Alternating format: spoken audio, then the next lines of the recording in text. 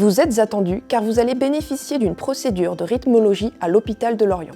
L'heure du rendez-vous a été communiquée sur votre convocation. Nous vous attendons directement à l'hôpital de semaine et de jour de cardiologie, situé au 3e étage, porte C, où l'on vous orientera ensuite jusqu'à votre chambre. Pensez à vous munir des documents nécessaires à votre hospitalisation.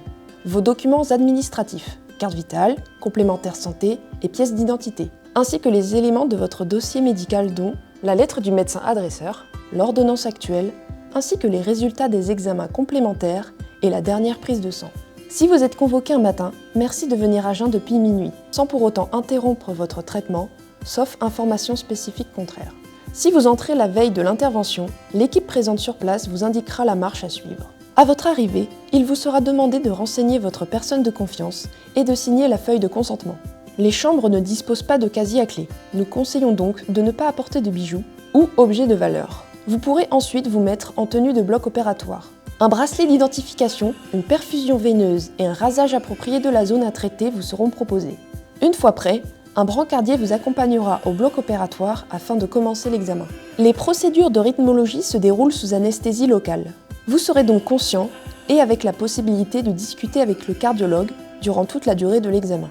Si vous venez pour la pose d'un stimulateur ou d'un défibrillateur cardiaque implantable, l'intervention devra durer au minimum 1 heure pour la mise en place du boîtier, mais aussi des sondes qui serviront à la stimulation de votre cœur. Si vous venez pour une procédure d'ablation par radiofréquence, alors le médecin mettra en place un cathéter dans la veine fémorale, au niveau de votre aine droite. Ce cathéter permettra de bloquer le circuit électrique anormal et de rétablir un rythme cardiaque adapté. Une fois l'examen terminé, il est fréquemment nécessaire de mettre en place un pansement compressif pendant quelques heures pour éviter tout saignement. Vous serez ensuite raccompagné dans votre chambre pour la suite de la surveillance. Il vous sera remis les documents de sortie, notamment le compte-rendu d'hospitalisation et une nouvelle ordonnance en cas de modification. Le compte-rendu sera également adressé à votre médecin traitant et cardiologue habituel. Vous pourrez rentrer le soir même ou le lendemain de l'intervention, selon les recommandations du médecin responsable. Votre accompagnant pourra vous retrouver directement dans votre chambre. En cas d'impossibilité de rentrer accompagné, un chauffeur taxi pourra également vous retrouver directement dans le service.